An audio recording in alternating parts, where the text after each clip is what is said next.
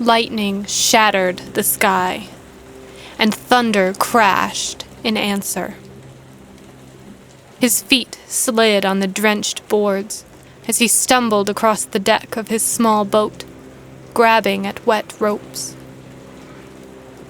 The angry water seethed, trying to shake him into its grasp as the little boat dove and tilted over the dark waves. He fumbled with the release for the anchor, blinded by stinging rain.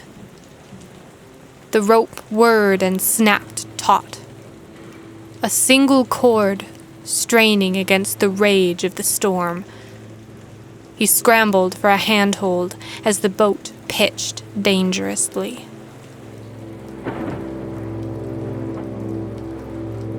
After 50 years, he should have known the sea was too placid that morning when he loosed the moorings and sailed into the bay.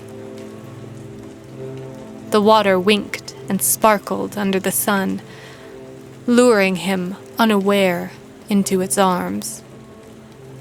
Then the sky turned dark and unleashed her cold fury.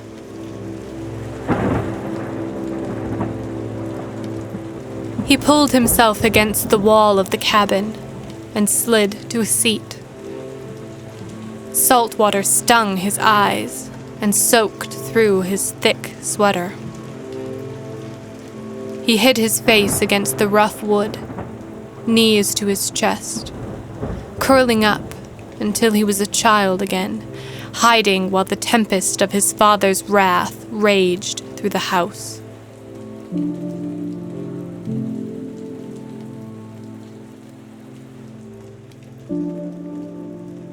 The sea wasn't a woman.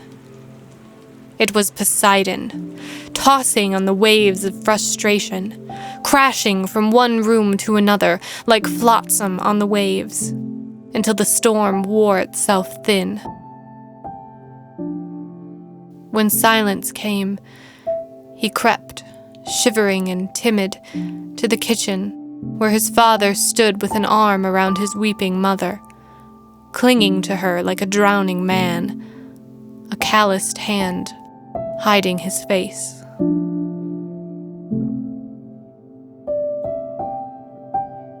There were memories of those hands, tying knots and mending nets, scraping the scales from fish with a thin-bladed knife. But his father's face had faded from memory long ago, hidden behind that hand.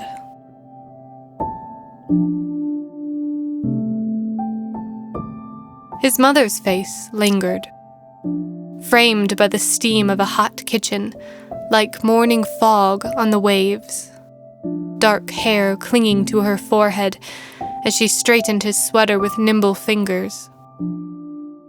She stood framed in the doorway, a baby on her hip, and a hand raised in farewell as he hurried through the streets to school, and later, when he followed his father out to sea, drawn as inevitably as the tide pulled from the shore.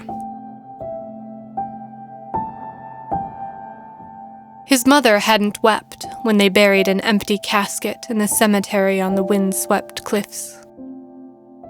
The wind engraved her pale face on the black veil she wore.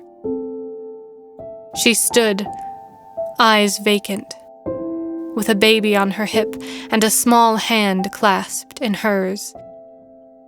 There had been no tears, and he had gone to sea, gone to follow his father.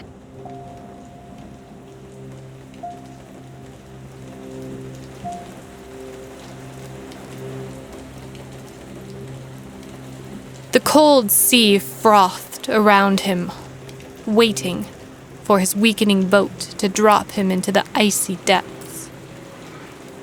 Then there would only be darkness and cold and salt water filling his lungs, an empty casket on a wind-swept cliff, a priest with a Bible in one hand and a handful of dirt in the other, a cold wind, and she wouldn't weep.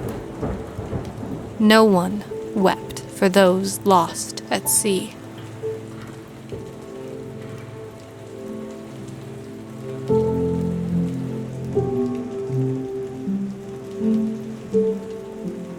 The kitchen had been cold for years. He ate alone to the scrape of silverware and the sound of his own chewing, picking bones from the flesh of a fish scraped clean with a thin bladed knife. And before sleep, the scent of pipe smoke hung in the cool, salty air. But some nights, he walked through the streets instead, to see her, a smile and soft gray woven into the curls framing her face, and he would self-consciously rub his jaw, a boy in an old man's body.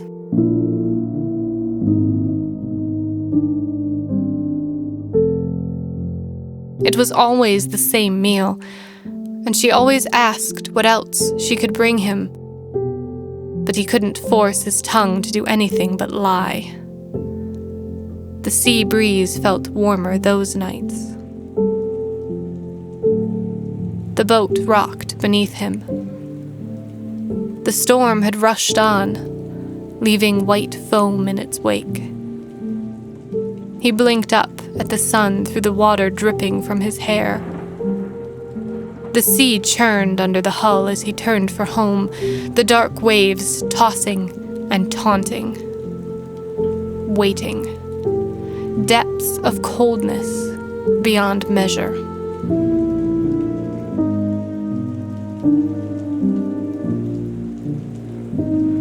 He stepped with shaky legs onto the dock, where the other boats were tucked away safe from the storm. His feet led him through the streets, past the lit windows where families and laughter and warmth lived. He stood, twisting his hat in his hands, and when she asked if he'd have the usual, he said no.